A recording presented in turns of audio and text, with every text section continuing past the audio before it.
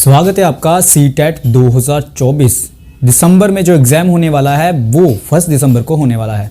और अगर आप भी सीटेट को क्लियर करना चाहते हैं तो आपको साइकोलॉजी को क्लियर करना होगा।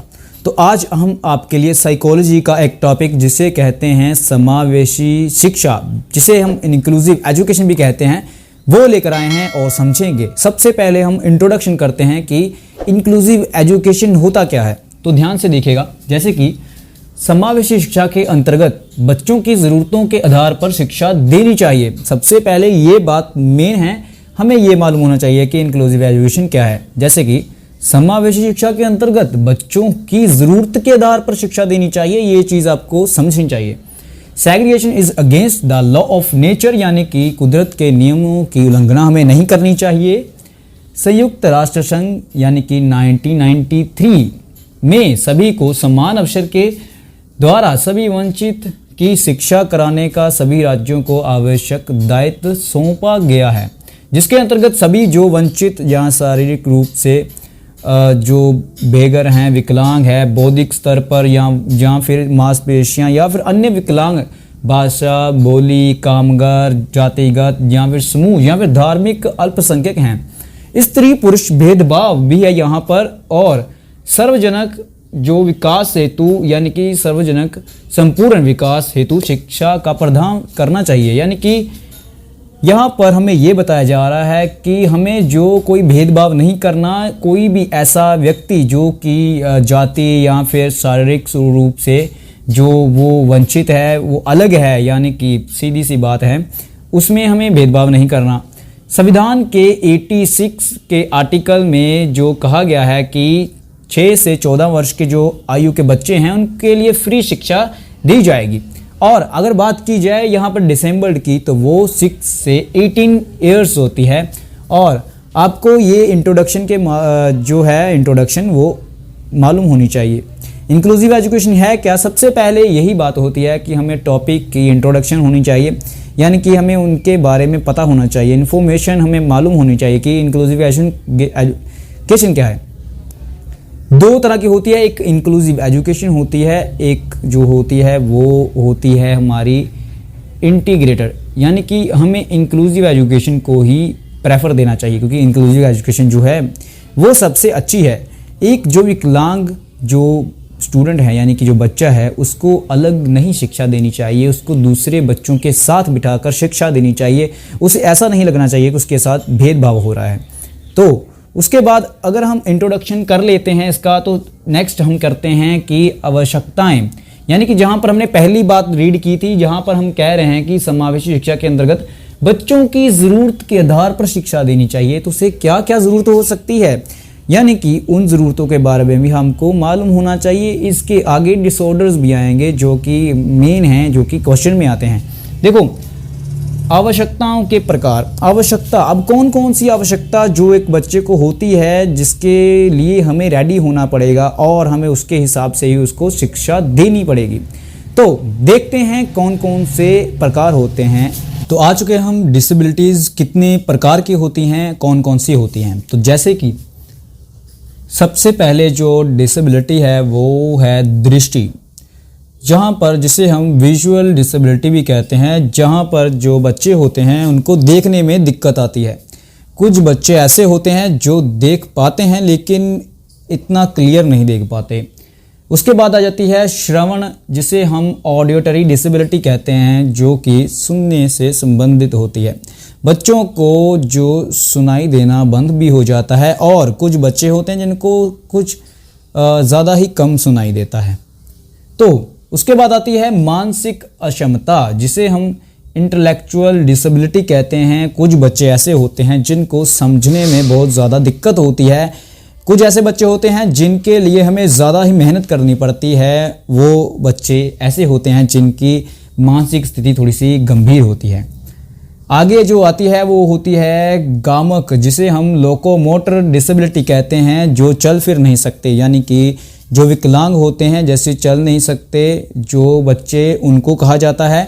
वो जो हैं वो लोकोमोटर्स में आते हैं। आपको ये मालूम होना चाहिए कि जो मोटर्स, जहाँ पर ग्रोस मोटर, फाइन मोटर्स जिनकी सही से काम नहीं करती, उनको कहा जाता है। और ग्रोस मोटर फाइन मोटर के बारे में भी आपको मालूम होना चाहिए। अगर आपने हमारी वीडियो देखी है तो आपको ये चीज़ मालूम होगी कि gross motor skills fine motor skills क्या होती है। ये आप हल्के में मत लेना क्योंकि ऐसे क्वेश्चन कई बार आ चुके हैं। लास्ट जो है वो लर्निंग डिसेबिलिटी है, जो कि कोई भी चीज़ याद करने में अगर दिक्कत करते हैं, उनको याद नहीं होती, प्रॉब्लम होती है, नहीं समझ पाते, वो उनकी जो डिसेबिलिटी है वो है लर्निंग डिसेबिलिटी। तो एक जो टीचर है उसे ये चीज़ मालूम होनी चाहिए कि उसका जो विद्यार्थी है, जो स्टूडेंट है, उसे कौन सी डिसेबिलिटी है और वो क्या कर सकता है इन डिसेबिलिटीज़ को दूर करने के लिए, या फिर ऐसी कौन सी चीज़ कर सकता है जिससे कि जो बच्चे हैं उनकी हेल्प की जा सके। अगर वो विजुअल डिसेबिलिटी वाला बच्चा है, अगर देखने में दिक्कत है, यानी कि उसे उसके हिसाब से ही उसको हैंडल किया जाए। अगर वो सुनने में दिक्कत है उसे, तो उसके हिसाब से हैंडल किया जाए। अगर वो मानसिक है और उसके हिसाब से अलग से एक टीचर होना चाहिए जो कि इस चीज़ को हैंडल कर पाए, यानी कि फैमिली भी कोऑपरेट कर पाए। साथ ही अगर लोकोमोटर्स है तो उसको ऐसी चीज़ें यानी कि सुविधाएं प्रदान की जाएं जिससे वो हेल्प कर सके या हेल्प ले सके। नेक्स्ट जो लर्निंग डिसेबिलिटी है, ये जो टीचर के लिए सबसे ज़्यादा ज़रूरी होती है कि बच्चों को जो लर्निंग है वो अच्छे से करवाना, यानी कि उन्हें जो शिक्षा है वो देना। लेकिन अगर लर्निंग डिसेबिलिटीज़ को दूर करना है तो वो हमें पता होना चाहिए हमें क्या क्या करना चाहिए। तो अगर आपको ये चीज़ तो क्लियर हो गई है कि जो लर्निंग डिसेबिलिटीज़ हैं वो कितनी होती हैं, जो वैसे तो 5 होती हैं, लेकिन डिसेबिलिटी अलग होती है, डिसऑर्डर अलग होते हैं। डिसेबिलिटी तो ये है कि उसमें कोई अक्षमता है, लेकिन जो डिसऑर्डर्स होते हैं वो थोड़े अलग होते हैं। जहाँ पर हमारे 3 जो डिसऑर्डर्स हैं वो बिल्कुल मेन हैं, जो कि आते ही हैं, जो कि आप बिल्कुल आसानी से उसको समझ सकते हैं। जो डिसलेक्सिया है, डिस्ग्राफिया है, डिस्कैलकुलिया है, और ये चीज़ें हमेशा आती हैं क्योंकि ये ज़्यादा सिंपल हैं। इनके अलावा भी एलेक्सिया, अफेजिया, डिस्मोर्फिया आता है और अब हम उन पर ही बात करने वाले हैं। आखिर ये डिसलेक्सिया होता क्या है? आगे जो डिसलेक्सिया है, डिस्ग्राफिया है और डिस्कैलकुलिया है, इसके बारे में हम डिटेल में जानेंगे कि ये क्या होते हैं। तो आज की वीडियो देखने के बाद आपको क्लियर हो जाएगा इंक्लूसिव एजुकेशन क्या है और डिसेबिलिटीज़ कितनी होती हैं और क्या होती हैं, और जो डिसऑर्डर्स होते हैं वो डिसेबिलिटीज़ कैसे अलग होते हैं, और जो डिसेबिलिटीज़ हैं उनको कैसे दूर किया जा सकता है, और जो डिसऑर्डर्स हैं वो क्या होते हैं, क्यों होते हैं, आखिर कैसे होते हैं।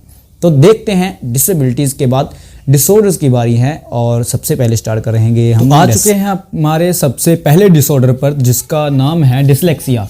डिसलेक्सिया क्या होता है? डिसलेक्सिया एक व्यापक शब्द है जिसका संबंध पठन विकार से होता है, यानी कि पठन विकार। अगर आप हिंदी का सब्जेक्ट पढ़ते हैं तो आपको मालूम होगा पठन विकार क्या होता है, जिसे हम पढ़ना कहते हैं, रीड करना कहते हैं। पढ़ने में कठिनाई होती है, तो अगर आपको डिसलेक्सिया है तो आपको पढ़ने में कठिनाई होगी। जो यहाँ पर स्पेलिंग है, देखो यहाँ पर जैसे कि ई को क बोलेगा, उनमें विभेद नहीं कर पाता वो। 100 को वाज बोलेगा, न्यूक्लियर को अनक्लियर, यानी कि अंतर नहीं कर पाएगा इन दोनों में कि न्यूक्लियर को अनक्लियर या क्लियर को न्यूक्लियर कहा जाता है। लेटर्स को वो रिवर्स कर देगा, जो लेटर्स हैं वो रिवर्स कर देगा, यानी कि कोई एस यानी कि एस नहीं, कोई आर ऐसा है तो कोई ऐसा लिख देगा। गड़बड़ी वो करता रहेगा क्योंकि वो लेटर्स को अगर रिवर्स करके लिखेगा तो वो गलत ही होंगे। जब पढ़ने में कठिनाई होती है तो हमें लिखने में भी होती है। इसका मतलब जिस बच्चे को डिसलेक्सिया है, आप ये मेन पॉइंट को याद कर लीजिएगा। ऐसा अगर कोई क्वेश्चन आए कि बच्चे को पढ़ने में कठिनाई है तो वो डिसलेक्सिया हो सकता है। अगर बच्चा जो कोई वर्ड्स हैं, यानी कि जैसे कि 100 और वाज में अगर ऐसी चीज़ों में गलती करता है, उनके बीच में अंतर नहीं कर पाता, उसको डिसलेक्सिया है। जब वो लेटर्स को रिवर्स कर देता है, यानी कि कोई जैसे कि एग्जांपल दूं, एक बच्चा है जिसका नाम है रोहित, वो जो है वो हमेशा ही लेटर्स को उल्टा लिखता है, रिवर्स में लिखता है।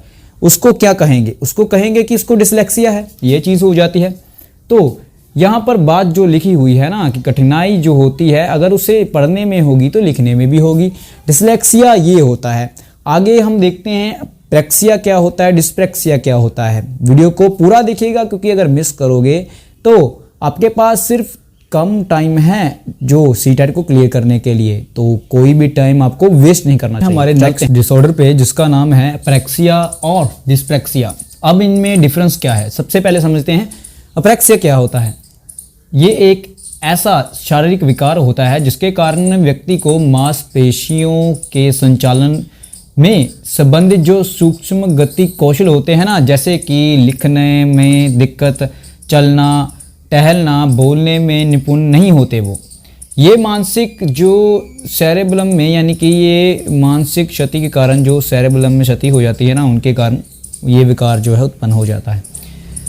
तो जो अप्रेक्सिया है वो एक ऐसा डिसऑर्डर है जो कि दुर्घटना के कारण होता है, यानी कि आपका अगर एक्सीडेंट हो जाता है, मैं नहीं कह रहा, मालूम किसी का एक्सीडेंट हो जाता है, उसके सर पर चोट लग जाती है, उसके सेरेबलम जो है यहाँ पर जैसे लिखा हुआ है कि ये मस्तिष्क के सेरेबलम में क्षति के कारण उत्पन्न होता है, तो हो सकता है उसे स्टार्टिंग में ये जो डिसऑर्डर नहीं हो सकता, या फिर ये एक्सीडेंट के दौरान उसे ये डिसऑर्डर हो सकता है, जिसमें उसको अपने जो सूक्ष्म गति कौशल होते हैं, जैसे कि हाथों का यूज़ करते हैं लिखने में, चलने में और बोलने में, तो ये चीज़ों में दिक्कत आएगी। अप्रेक्सिया इसे कहते हैं। सिंपल सी बात आपको याद रख लेना है, जहाँ पर आपको सूक्ष्म गतियाँ जो कौशल हैं उनको अगर आपको दिक्कत आती है उनमें, तो अप्रेक्सिया है।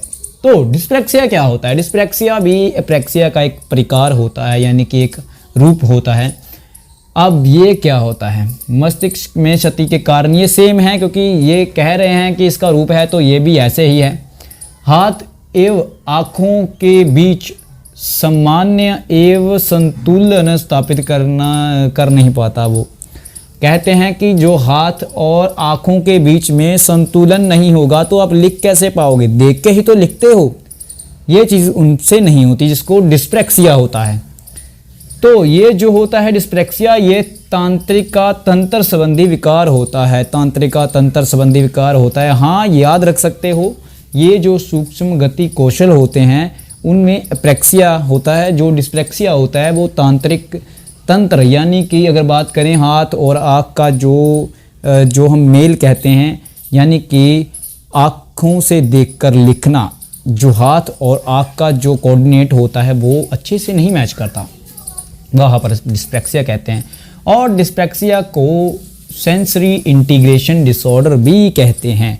सिंपल सी बात थी। डिस्लेक्सिया आपको मालूम है पठन विकार होता है, लेटर को रिवर्स कर देना होता है, और अप्रेक्सिया होता है सूक्ष्म गति कौशल, और जो डिस्प्रेक्सिया है वो उसका ही एक रूप है। लेकिन वहाँ पर उसमें क्या होता है कि हाथ और जो आँख और हाथ होते हैं उनमें कोऑर्डिनेशन जो होते हैं वो नहीं सही से बन पाते, और इनको तंत्रिका यानी कि तंत्रिका तंत्र संबंधी विकार भी कहते हैं, जिसे हम सेंसरी इंटीग्रेशन डिसऑर्डर कहते हैं।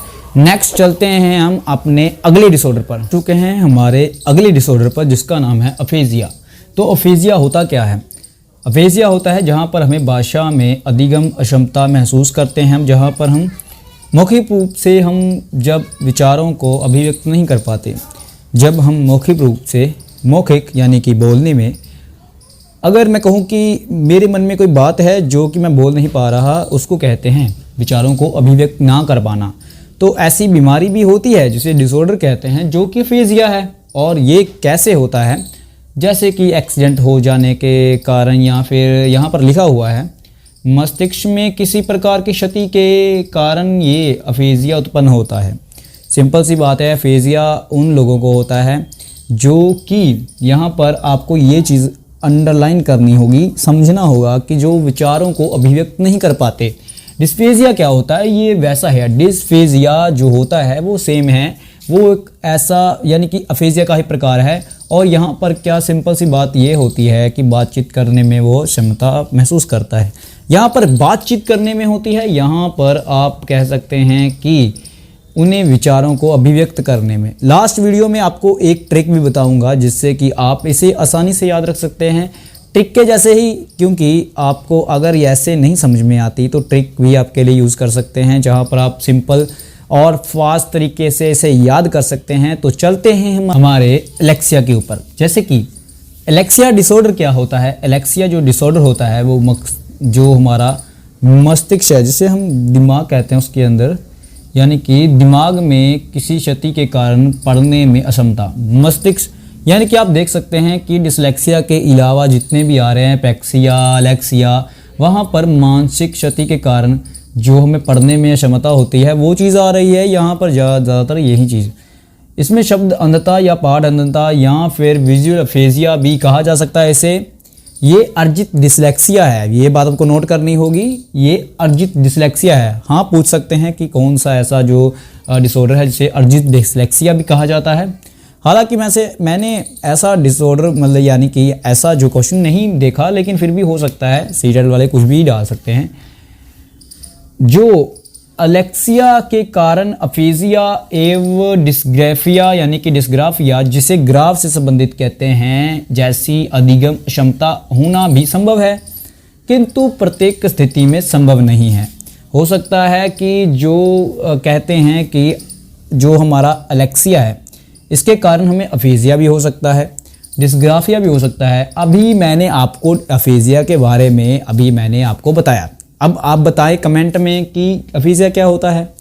सिंपल सी बात है, आपको अफेजिया के बारे में पता होना चाहिए। आप देखिए, अगर आपको ऐसा क्वेश्चन आ गया जहाँ पर पूछ लिया गया अफेजिया क्या होता है, यानी कि किन कारण के कारण अफेजिया होता है, तो आप नहीं बता पाएंगे। तो एलेक्सिया के बाद हम चलते हैं आज हम पहुँच चुके हैं अपने डिस्ग्राफिया और डिस्कैल्कुलिया पर। जो ये डिसऑर्डर होते हैं, ये डिसऑर्डर इतने इम्पोर्टेंट है कि ज़्यादातर जो क्वेश्चंस हैं उनमें ये आते हैं। समझते हैं डिस्ग्राफिया क्या है। तो डिस्ग्राफिया के वर्ड में ही ग्राफ का जो हमें बताया गया है वो क्या है। देखो, लिखने में संबंधित जो क्षमता होती है, लिखने संबंधी अक्षमता, ठीक से ना लिख पाना, हाथ, हथेली या उंगलियों की संबंधी गड़बड़ियाँ होती हैं जहाँ पर, और ये भी मानसिक संबंधी गड़बड़ियाँ होती हैं। सिंपल सी बात है, जो डिस्ग्राफिया है ग्राफ से संबंधित है, और जहाँ पर हम लिखने में गलती करते हैं, हमसे गलतियाँ हो जाती हैं, यानी कि हम लिखने में जहाँ पर गलतियाँ करते हैं, डिस्ग्राफ या ग्राफ से संबंधित जो गलतियाँ होती हैं, गड़बड़ियाँ होती हैं, उसे कहते हैं डिस्ग्राफिया। डिस्ग्राफिया हम उस व्यक्ति को कह सकते हैं जो कि लिखने में असम हो, यानी कि उसमें अक्षमता हो लिखने की, यानी कि वो ठीक से नहीं लिख पाता हो, या फिर उसके हाथ, हथेली, उंगलियों में गड़बड़ियाँ हों, या फिर कोऑर्डिनेशन नहीं बन पाते। तो अब डिस्कैल्कुलिया की बात जब हम करते हैं तो डिस्कैल्कुलिया जो है वो गणित, अंक गणित समझने में होती है कठिनाई, यानी कि न्यूमलेक्सिया भी कहा जाता है, जहाँ पर ग्राफिकल और लेक्सिकल वर्बल होते हैं। मानसिक संबंधी कुछ गड़बड़ियों के कारण ये जो डिसलेक्सिया होता है, ये कैलकुलेशन में अगर आप गलती करते हैं तो आपको डिसलेक्सिया है, अगर आप लिखने में संबंधी गलतियां करते हैं तो आपको डिस्ग्राफिया है। तो लास्ट हम अब आ चुके हैं डिस्थीमिया और डिस्मोर्फिया पर, समझते हैं वो क्या है और वीडियो का एंड करते हैं। और आज की वीडियो बहुत ज़्यादा अच्छी रही इंक्लूसिव एजुकेशन के लिए।